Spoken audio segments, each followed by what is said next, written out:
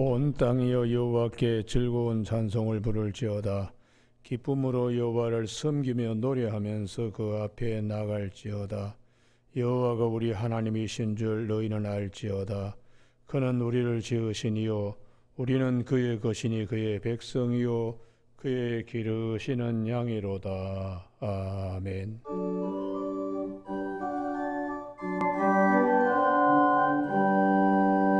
하나님 우리 아버지, 8명이 모여서 저녁 예배를 드립니다. 하나님께서 예배가 방해받지 않도록 항상 우리를 구별하여 주시고 성별하여 주시옵소서.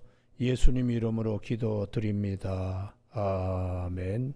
찬송가 310장 찬송, 304장 찬송 연이어서 부르시겠습니다.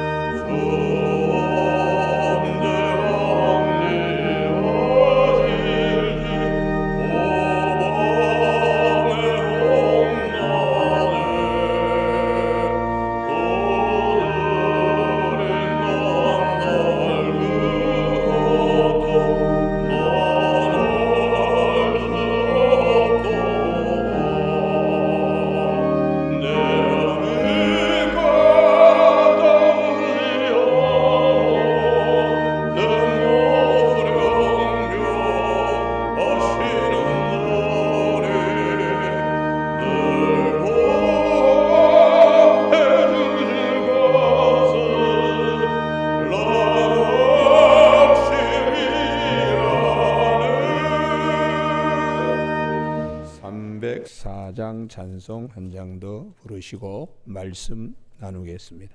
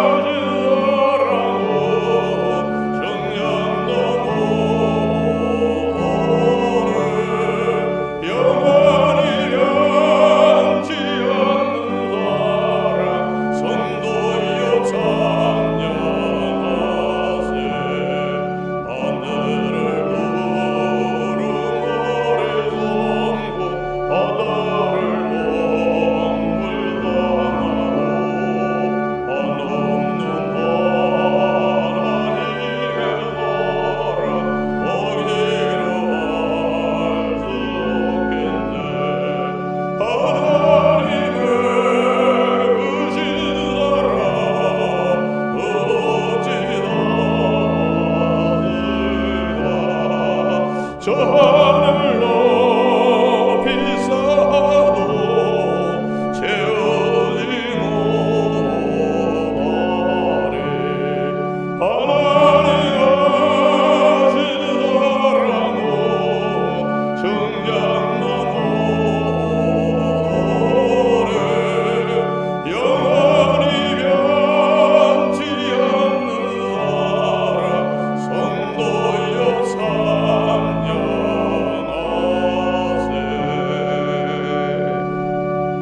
오늘 저녁에 하나님께서 우리에게 주시는 생명의 말씀은 지난 주일 저녁이어서 창세기 19장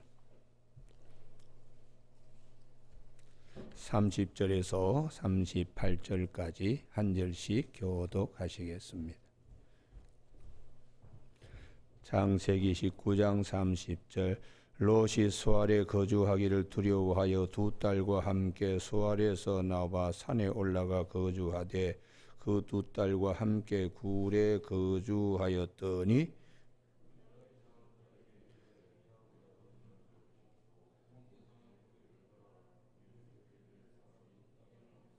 우리가 우리 아버지에게 술을 마시게 하고 동침하여 우리 아버지로 말미암아 후손을 이어가자 하고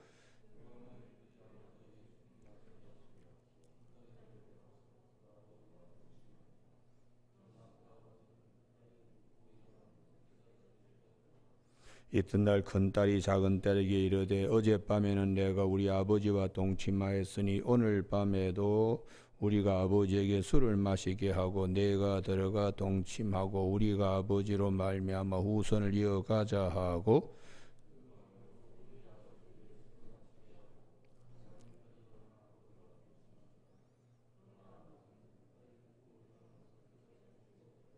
롯의 두 딸이 아버지로 말미암아 임신하고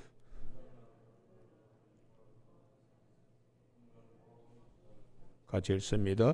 작은 딸도 아들을 낳아 이름을 베냐민이라 하였으니 오늘날 암몬 자손의 조상이었더라. 아멘.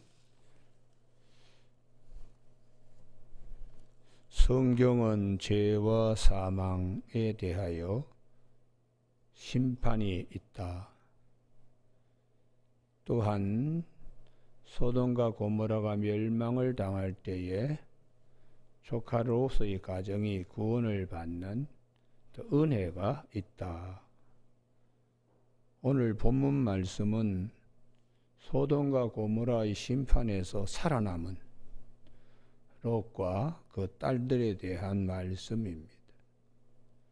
제가 예전에 젊은 날에 정릉교회 다니던 시절이 있었는데 그때의 낮 예배는 박석규 목사님이 설교를 하시고 저녁에는 노사곤 목사님, 이분이 연희동 교회 담임 목사로 은퇴하셨는데요.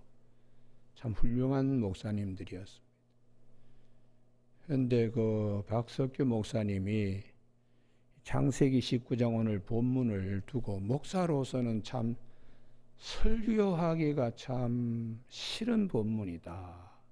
그런 말씀을 입에 담기도 참 곤란한 본문이다. 그러면서 말씀을 하신 것이 지금 한 50년이 지났는데도 기억이 되는 본문입니다. 입에 담기 어려운 내용이죠. 두 딸이 아버지 롯에게 술을 먹여서 자신을 생산하는 내용입니다.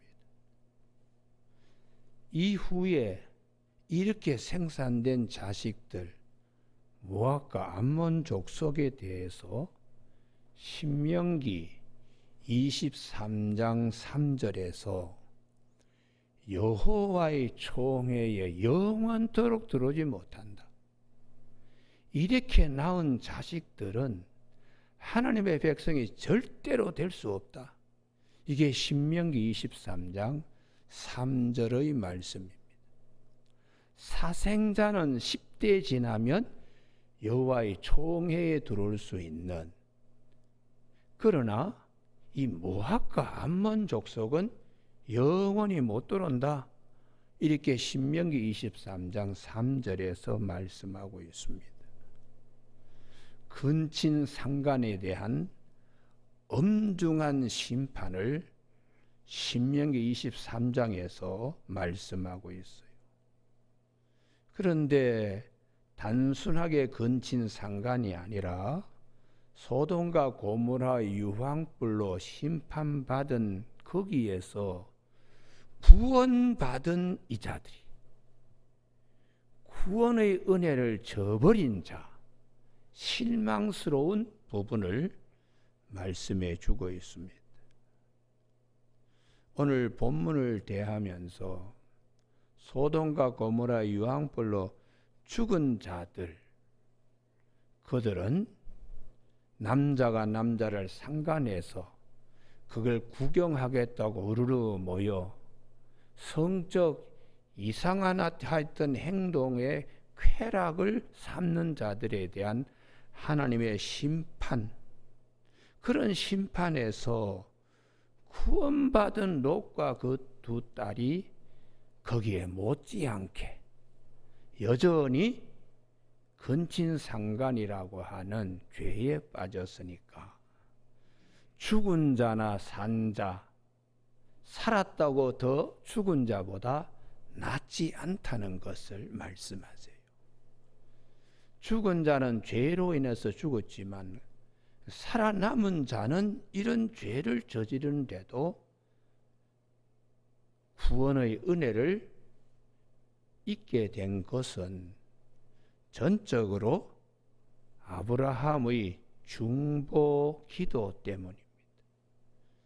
소돔과 고모라 사람들이 유황불로 심판받을 때에 지난 주일 저녁에 29절에 그 성을 엎으실 때 아브라함을 생각하사 아브라함의 중보자를 통한 은혜 때문에 이 조카 롯과 두 딸이 살아남을 수 있었습니다.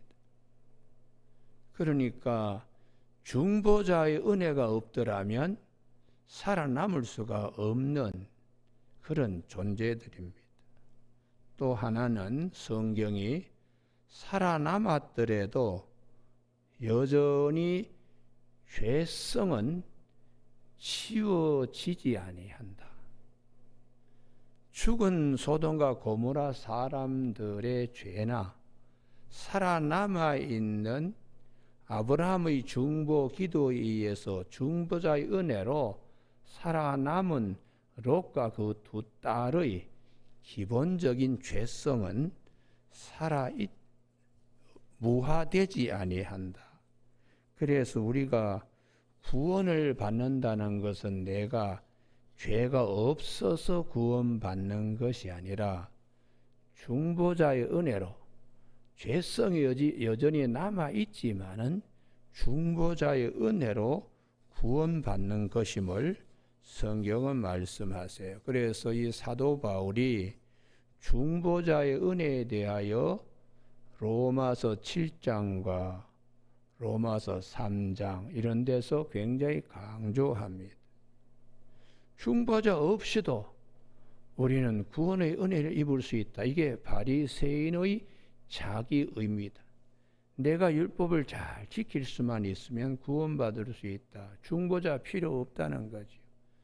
그런데 사도 바울도 그렇게 믿었는데 나중에 진리의 세계, 예수님의 십자가의 죽으심과 부활의 이 큰 사건 안에 들어가서 보니까 그게 아니더라는 거죠. 인간은 기본적으로 죄 가운데 출생하고 죄성을 가지고 태어나고 죄성을 지울 수가 없다. 그걸 억제하고 절제는 할 수 있어도 기본적으로 그 뿌리는 캐낼 수가 없다. 그걸 본인의 고백에 의해서 로마서 7장 24절에 내가 선을 행하기를 원하는 나에게 악이 함께 있다. 이 사망의 몸에서 누가 나를 건져내랴. 우리 주 예수 그리스도로 말미암아 하나님께 감사하다고 그렇게 말씀합니다. 사도 바울은 선을 행하기를 원하는 내가 돌아보면 악을, 원치 않는 악을 행하더라. 그러면 나는 도대체 어떤 존재인가? 선을 행하기를 원하는 나에게 악이 함께 있는 일그러진 병든 자로 살아가고 있구나.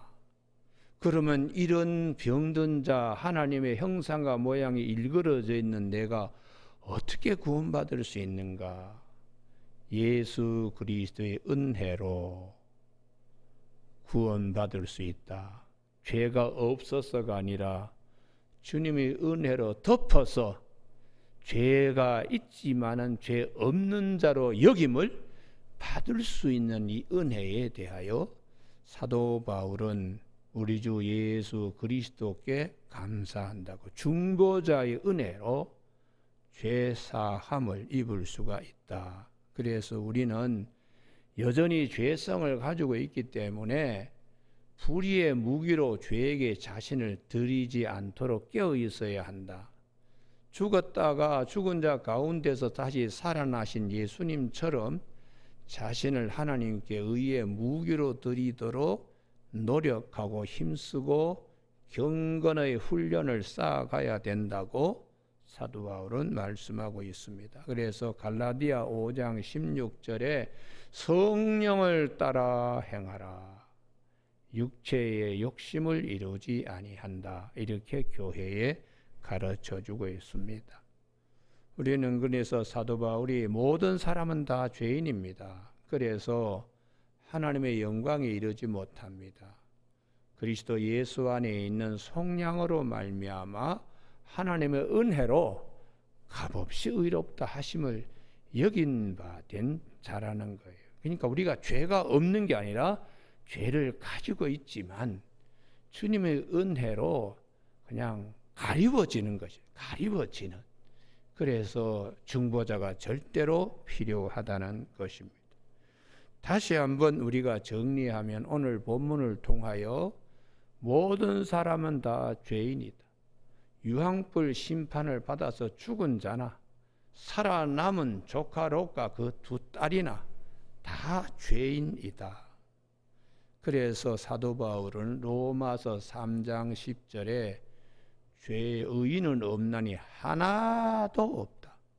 첫 번째 아담의 후예들은 아무리 선한 사람 같지만은 하나님과의 관계가 벌써 깨진 상태에서 서 있기 때문에 의인은 하나도 없다. 그래서 절대적으로 중보자 되신 예수님이 절대적으로 필요한 것입니다.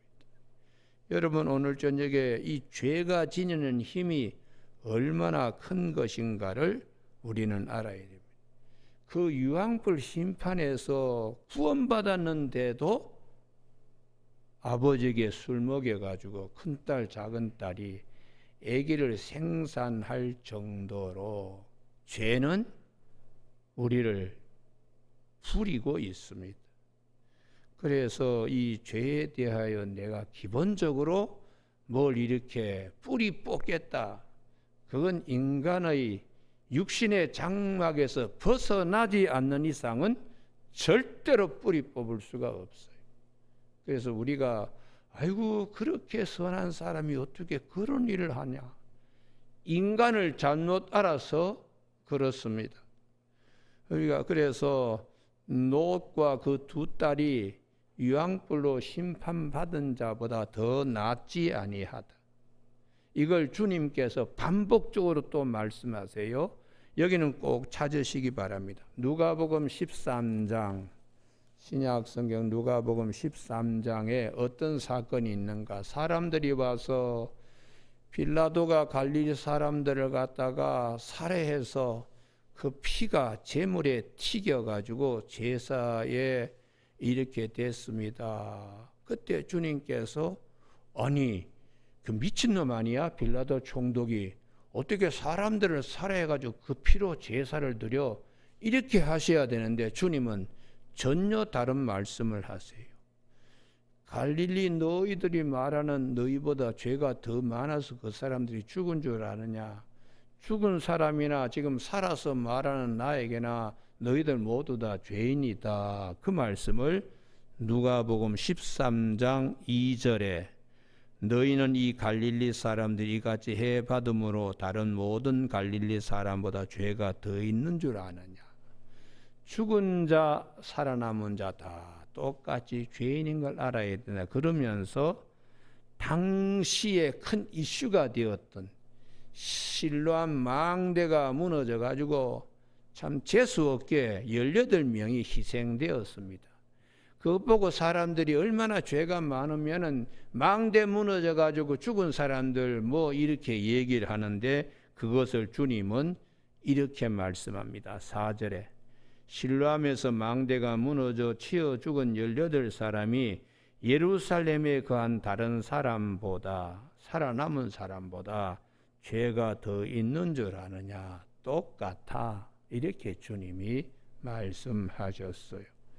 그래서 우리에게는 재앙이 있어서 재앙 중에 죽은 사람은 죄가 있어서 죽은 것으로, 살아남은 사람은 죄가 없어서 살아남은 것으로 착각하지 마라.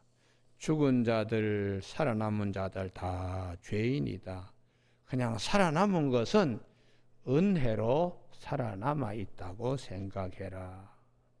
그래서 사도 바울도 예수를 믿고 구원받고 하나님의 일을 하는 사도 바울도 내가 참 내 안에 죄성은 내가 뽑아낼 수가 없구나 고백을 로마서 7장 21절에서 내가 한 법을 깨달았노니고 선을 행하기 원하는 나에게 악이 함께 있는 것이로다. 모든 사람이 다 죄를 범하였으며 하나님의 영광에 이르지 못하더니 그리스도 예수 안에 있는 속량으로 말미암아 하나님의 은혜로 값없이 의롭다 하심 얻은 자 되었느니라. 고린도전서 15장 10절에 나의 나된 것은 하나님의 은혜라고 고백하고 있습니다. 그런데 오늘 본문만이 아니고 성경에 여기저기에 근친상간에 대한 말씀이 수없이 나옵니다. 왜 성경은 이것을 말씀하시나?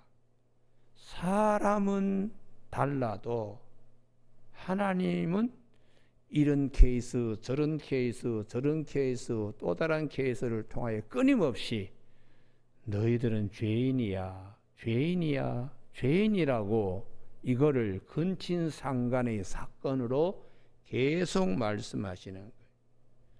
우리는 오늘 본문 이외에 앞으로 살펴볼 창세기 35장에 이스라엘의 12지파의 아비들이 될 첫째 아들 루벤입니다. 루벤. 그 루벤이 아버지의 침상을 더럽히는 일이 창세기 35장에 나옵니다. 이때는 이스라엘 야곱이 가장 사랑한 라헬이 베들레헴 오다가 베냐민 낳다가 죽었어요. 그리고 얼마 되지 아니했는데 라헬의 그 몸종 시녀인 시종 빌하와 첫째 아들 루벤이 둘이 상간을 하는 것입니다. 그래서 이스라엘 야곱이 듣고 얼마나 마음에 큰 상처가 있겠어요. 맏아들이 제대로 되어야 돼. 이 녀석이 자기의 아버지 침상을 이렇게 더럽혔다는 얘기를 야곱이 듣고서는 아무 소리 하지 않습니다. 조용히 그냥 이 풍파를 조용히 지내려고 하는 야곱의 몸부림은 마지막 죽을 때에 이 한을 말합니다. 그래서 창세기 49장 여기는 꼭 찾아야 됩니다. 근친상간의 루벤에 대하여 마지막 야곱이 죽으면서 3절 창세기 49장 3절 너는 내 장자요 내 능력이요 내 기력의 시작이라. 아무나 장자 되는 거 아닙니다. 첫 열매 만물은 하나님의 것으로 특별히 하나님께서 마디에 대한 은혜를 많이 주고 있는데요. 위풍이 월등하고 권능이 탁월, 이게 하나님이 주시는 것들입니다. 그런데 이런 것들을 4절 물의 끓음 같다 쓴적, 주전자의 물이 한번 푸르륵 하고 끓고는 그 다음에 뚜껑을 갖다가 덜썩덜썩 하면서 날려보낼 것 같지만은 금방 그냥 또 물이 식어버리면 아무 일도 없는 것처럼 한순간에 참지 못한 정욕의 발산이 이와 같다는 거예요. 그때는 그게 뭐 최고의 에너지의 절정처럼 뭐 그냥 그러는데 지나고 나면은 아주 허무하지요. 그래서 물의 끓음 같다 쓴적, 이 한 번의 정욕 제어가, 정욕을 제어했어야 되는데 한 번의 씀이 모든 걸 잃어버립니다. 너는 탁월하지 못하리니, 하나님이 주신 것을 다 잃어버리게. 그 이유는 내가 아비 침상을 올려 더럽혔음이로다 하고 서모 빌하와 상관한 일을 오랫동안 야곱이 품고 있다가 마지막 유언할 때에 이걸 침을 놓는, 그래서 루벤 지파의 사람들은 항상 우리 지파의 아비 루벤이 그런 죄를 범했어 하고 항상 기억하는 지파가 되는 것입니다. 여러분, 이 루벤만이 아닙니다. 유다도 마찬가지입니다. 창세기 38장에 유다 가나안 땅 여인과 결혼합니다. 창세기 38장에. 그런데 이 유다가 결혼해서 아들을 3명 낳았는데 그 첫째 아들 엘, 둘째 아들 오난, 셋째 아들 셀라 이렇게 낳았는데 첫째 아들을 장가를 보냅니다. 그래서 6절에 다말이라고 하는 며느리를 받았는데 이상하게 하여튼 첫째 아들이 죽고 또 둘째 아들이 또 죽을까봐 뭐 그러다가 형수를 데리고 놓은 거지요. 설정을 딴 데다가 했으니까.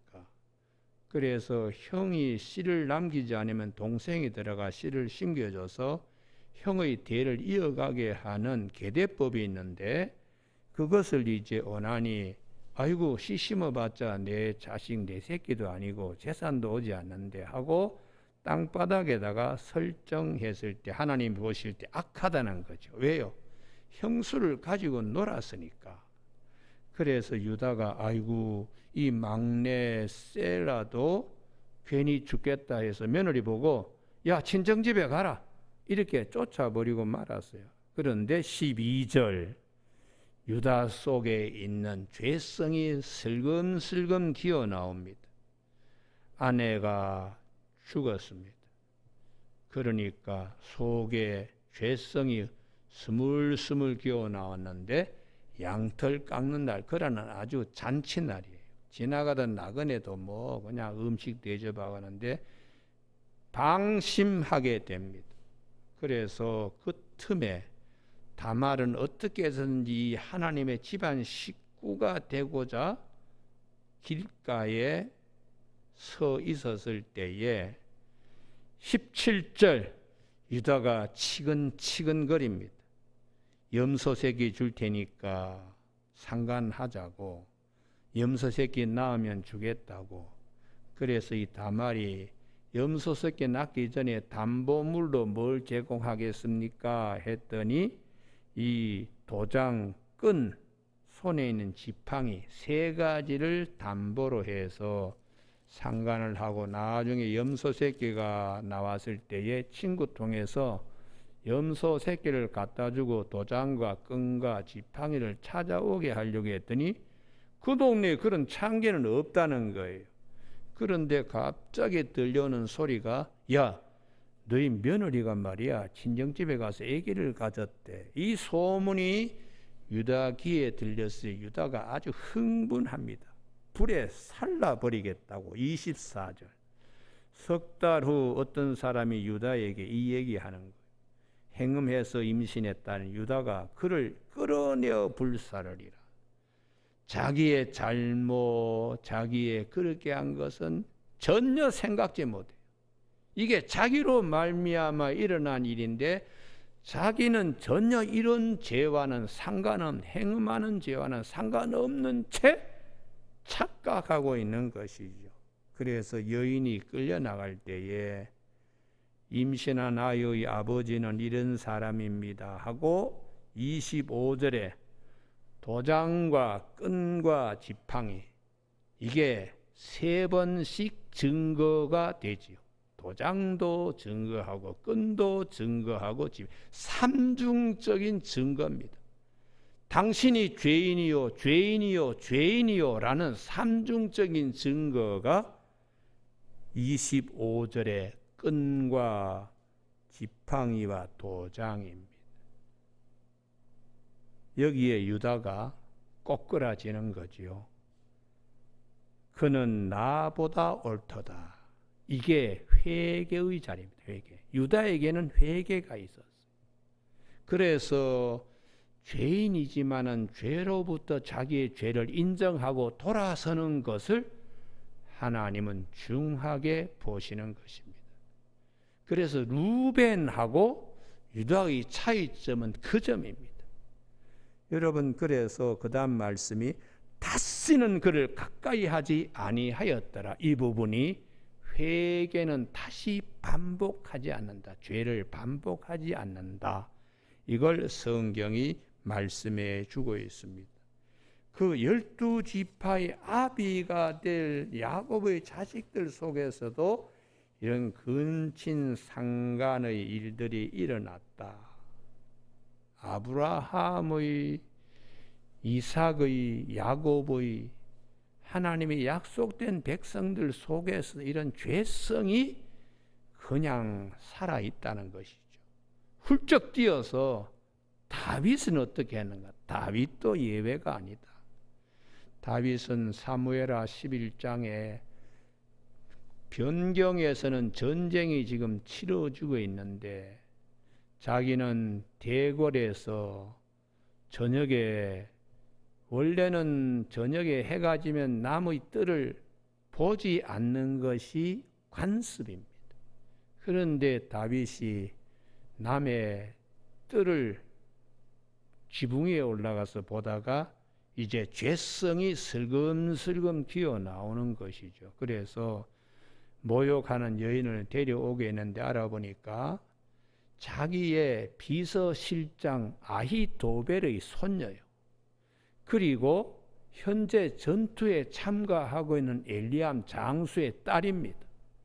그러니 자기의 비서실장 아히멜렉의 손녀고 전쟁 중 전쟁 37명의 장수들 가운데 한 명인 엘리암의 딸인데 다윗이 그거 다 그냥 고려하지 않고 자기의 정력을 물의 끓음같이 쏟아버리고 그게 나중에 여러 가지로 하여튼 묻어버리려고 온갖 짓을 다 하잖아요. 햇사람 우리야, 이스라엘 백성들로 귀화한 이방인입니다. 그리고 37명의 장수 가운데 제일 마지막 호명되는 우리아의 처인데 그 우리아를 특별 휴가 불러가지고는 너희 처와 함께 자라가라 했더니 우리아가 아니 지금 군사들은 전쟁터에서 목숨 걸고 나라 지키는 제가 어떻게 특별 휴가로 집에 가서 제가 아내와 함께 뒹굴고 있겠습니까? 하고 가지 않습니다. 그래서 다윗이 병령으로 돌려보내면서 살인교사를 요압 장수에게 편지 써서 이놈을 전쟁터 제일 앞에 내보내가지고 죽게 만들라. 그래서 전사하게 하지요. 설마 이를 누가 알겠나 하고 덤덤하게 그냥 다윗이 썼는데 나단이라고 하는 선지자가 하나님의 음성을 듣고서는 다윗을 찾아가는 거예요. 가서는 아주 부잣집이 자기 아는 친구가 밤에 찾아와서 그 옆에 가난한 자의 자기 딸같이 키우는 암양 새끼를 갖다가 뺏어가지고 대접했습니다. 이때 다윗이 아주 분노하지요. 우리나라에 어떻게 그런 일이 있어 하고 펄펄 뛰지요. 그때에 나단이 당신이 바로 그 사람이라고 할 때에 이 다윗이 무릎을 꿇습니다. 그러면서 그가 남긴 시편이 시편 51편 5절에 내가 죄 중에 출생하였다.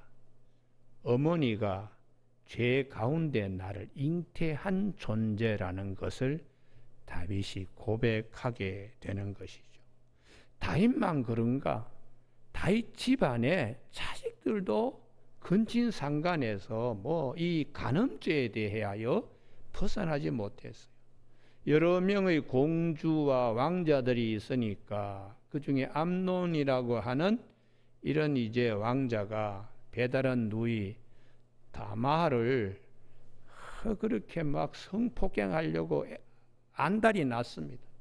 그래서 다윗에게 제발 저 누이가 나에게 와서 과자를 좀 만들어 줬으면 제가 이 상사병에서 일어날 수 있다고 그렇게 해서 다윗이 허락했더니 이 암논이 다마를 갖다가 성폭행하고는 그 다음에는 아주 더 미워하는 거예요. 이게 물의 끓음 같다는 거죠. 한 번에 푸르 하고 정욕을 쏟아버렸지만은 그 다음에는 아주 싫어지는, 그래서 눈물을 흘리며 자기 오빠 압살롬에게 나 저 암논 왕자에게 당했다고 하니까 압살롬이 이놈의 자식 가만히 두지 않겠다. 배다른 형제니까.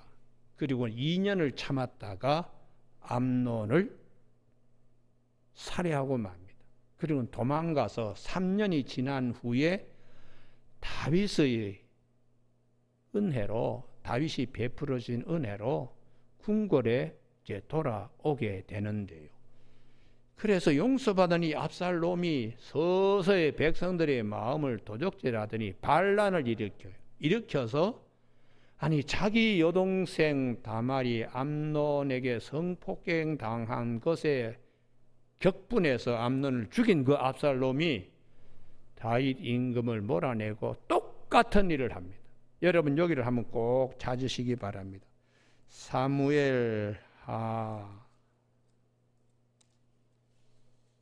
16장 22절. 사무엘하 16장 22절. 자기 여동생이 성폭행 당해서 배다른 왕자 암논을 죽인 압살롬이 똑같 더 악한 일을 합니다. 사무엘하 16장 22절. 이에 사람들이 압살롬을 위하여 옥상에 장막을 치니 압살롬이 온 이스라엘 무리의 눈앞에서 그의 아버지의 후궁들과 더불어 동침하니라. 이게 참 있을 수 없는 일이잖아요. 다윗에게 반역하고 다윗을 몰아내고 다윗이 몽진간 틈을 이용해서 예루살렘에서 이 짓을 했으니까. 이게 성경이 뭘 말하는가? 그 구중심처의 다윗과 다윗의 자식들에서 일어난 일, 이걸 통하여 모든 사람은 다 죄인이다, 죄인. 이걸 성경이 우리에게 말씀하시는 것입니다. 심지어 사도 바울이 고린도 교회에 자기 손톱이 빠질 정도로 텐트 만드는 걸로 자비랑 목회로 세운 고린도 교회에서도 똑같은 일이 생기고 있습니다. 고린도전서 5장 1절에 너희 중에 심지어 음행이 있다함을 들으니 그런 음행은 이방인 중에서도 없는 것이라 누가 아버지 아내를 취하였다 하는도다. 아무래도 이 집안은 콩가루 집안인지 아버지가 후처도 두고 첩도 두고 한 것 같아. 그랬더니 그 아들 녀석이 그런 루벤이 하던 짓과 압살롬이 하던 짓을 했다는 거예요. 그래서 사도 바울이 이 일을 교회가 어떻게 이런 일이 있을 수 있나 해서 고린도전서 5장 9절에 고린도 전전서를 썼다고 말씀하세요.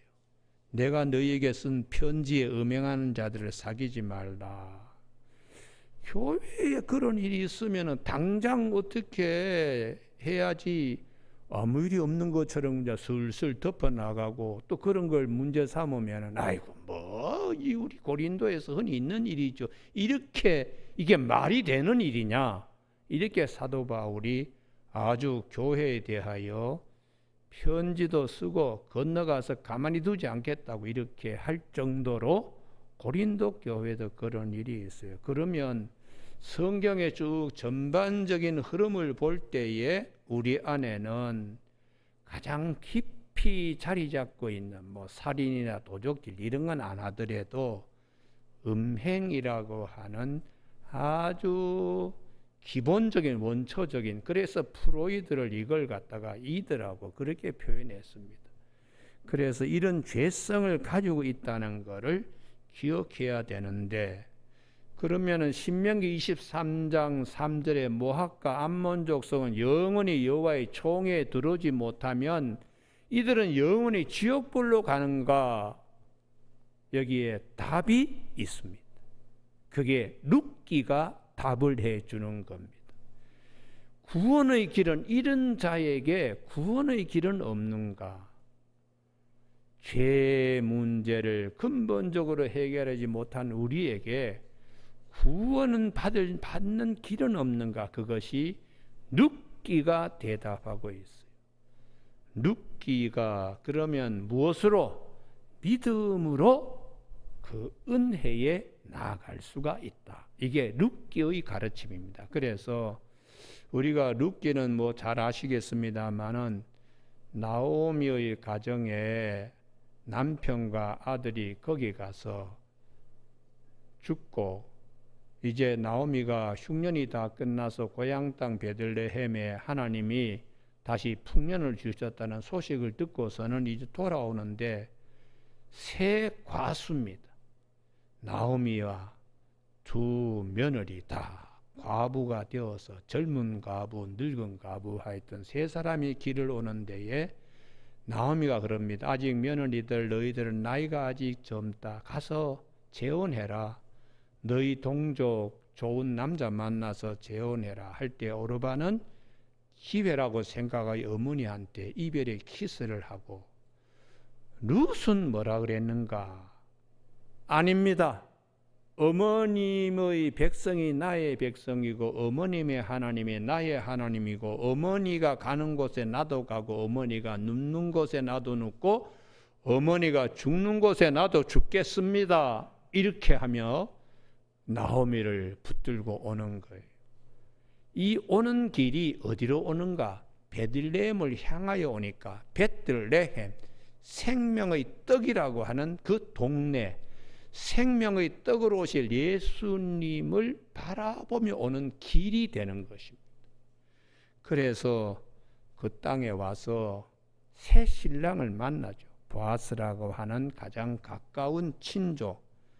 그래서 이 새 신랑을 맞아서 자식 오벳을 낳고, 오벳은 이새를 낳고 이새는 다윗을 낳았다. 어떻게 해서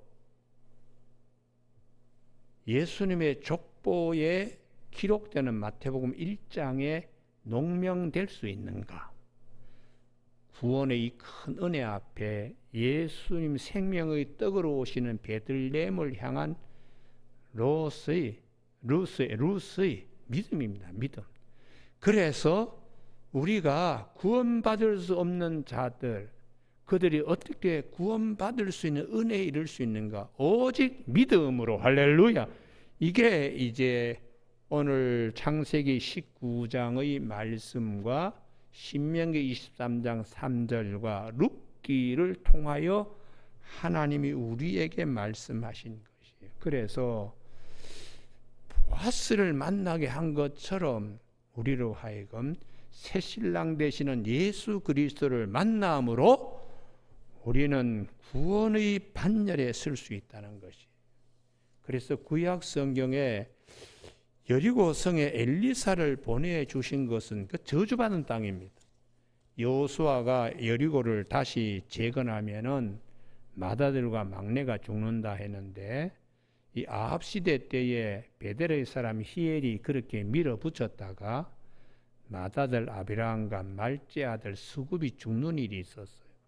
저주가 흐르는 땅인데 그 땅을 그냥 팽개쳐 두지 않고 엘리사를 하나님이 보내주셨을 때에 거기 있는 농부들이 우리가 이런 애로점이 있습니다. 저주받은 땅입니다. 어떻게 하면 되겠습니까?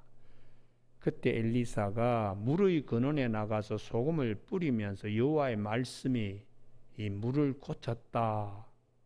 이제는 저주가 끝나고 하나님이 죽은 새끼, 생축의 가축이 죽어서 나오는 일은 없고 열매들이 낙과되는 일이 다시는 없게 만드셨다. 엘리사를 그 땅에 보내주신 것은 여호수아 6장 26절의 저주가 끝나고 그리고 다시 이제 새 생명을 얻게 되는 땅으로 만들어주기 위해 엘리사를 보낸 것처럼 예수 그리스도를 이 땅에 보내주신 것은 죄 가운데 죄성에서 저주 그늘 아래에 있던 우리를 구원받게 하기 위하여 중보자 되시는 예수님의 은혜로 구원받을 수 있도록 예수님을 보내주셨어요. 그래서 사도 바울은 에베소 2장 6절에 너희가 그 은혜로 인하여 믿음으로 말미암아 구원을 받았으니 이것은 너희에게서 난 것이 아니야 하나님의 선물이라고 가르쳐주고 있습니다. 여러분 오늘 저녁에 우리가 이 구원받은 은혜를 값싼 은혜로 여기지 않고 정말 소중한 은혜로 여기는 자들은 하나님을 기쁘시게 할 것이 무엇인가를 항상 생각해야 됩니다. 그래서 사도 바울은 에베소서 5장 10절에서 주를 기쁘시게 할 것이 무엇인가 시험하여 봐라. 항상 내가 죄의 노예로 내 자신이 끌려다니지 않고 주님의 은혜를 생각하면서 내 자신이 의의 무기로 하나님께 드리도록 자꾸 애쓰면 하나님이 우리를 통하여 좋은 일들을 많이 이루어 주십니다. 여러분 예수를 믿고 구원받은 것으로 끝나지 않고 구원받은 은혜에 이 소중한 것을 잘 간직하며 하루하루 살아나가는 것이 경건의 훈련입니다. 이게 없으면은 목사도 망합니다. 우리 교단에도 목회자가 그냥 성 문제로 그냥 하루아침에 그냥 얼음에서 미끄러지듯이 밀려나간 분 손가락을 꼽으라 하더라도 제가 줄줄 이름을 댈 정도로 우리가 뽑을 수 있어요. 서울 강남로에도 아주 큰 교회 목사인데 이 문제에 따라 한 서너 명이 다 그냥 사임한 일이 제가 노회장으로 있을 때도 그런 문제가 컸습니다. 그래서 우리가 이 자칫 잘못하면 언제든지 넘어질 수 있다. 선줄로 생각하지 마라. 그렇게 넘어질까 조심하라. 항상 우리 속에는 죄성이 있다 하는 것을 생각하여 주님의 은혜로 이게 감춰지고 그리고는 이게 절제될 따름이지 이게 말씀으로 잘 컨트롤 되지 않으면 눌러놓았던 스프링이 튀어나오듯이 언제든지 실수할 수 있습니다. 그래서 사도 바울은 아예 와이담은 입 밖에라도 내지 마라. 누추함, 농담이라도 하지 말라고 에베소서 5장 3절에서 말씀하고 있어요. 교우들 가운데 이제 서로 구역 모임이니 남성교회 여전도회 이렇게 지나다 보면 농이 지나칠 수가 있는데 그것은 되게 위험합니다. 목사님들 가운데도 설교 가운데 교인들이 좋으니까 또 살짝 이런 또 얘기를 살짝 양념치는데 그건 아주 나쁜 놈이에요. 제가 누구라고 이러면 되지 않겠는데 또 그렇게 또 설교학을 또 가르치는 또 목사도 있어요. 그래서 내가 당신이 강남에서 제일 큰 목회를 한 목사였지만은 그건 대단히 잘못되었다. 대단히 잘못되었다고 제가 지적하는 그런 경우도 있었습니다. 여러분 오늘 저녁 예배에 어떻게 해서 오늘 저녁에는 뭐 몇 분 참여하지 않으셨나요? 한 분, 두 분, 세 분, 네 분, 다섯, 여섯, 일곱, 여덟, 아홉 분이 저녁 예배 드리는데 이제 한 자리로 예배 드리는 건 정말 되게 우리 저녁 예배 드리면서 이 처음이 아닌가 싶은데요. 우리가 예배에 항상 깨어 있어야 됩니다. 교회에 뭐 이런 프로그램 저런 프로그램 낮에 하다 보면 저녁 예배 못 나오는 거예요. 그건 프로그램 하는 자체가 저녁 예배 회방하는 겁니다. 그래서 예배의 모든 것이 집중되어질 수 있게 되길 바랍니다. 여러분 왜 그런가? 성경의 전반적인 흐름 가운데 나는 어떤 위치에 서야 하는가를 잘 깨달아야 우리가 좋은 믿음 생활을 할 수 있기 때문입니다. 기도하시겠습니다. 하나님 아버지, 이 저녁에도 저희들에게 귀한 말씀으로 깨어있게 하심을 감사를 드립니다. 무엇이 주된 일이며 무엇이 종이 되는 일인지를 잘 분별하며 나아갈 수 있도록 은혜 베풀어 주시길 원하옵고 예수님 이름으로 기도드립니다. 아멘. 찬송가 305장 찬송 부르십니다.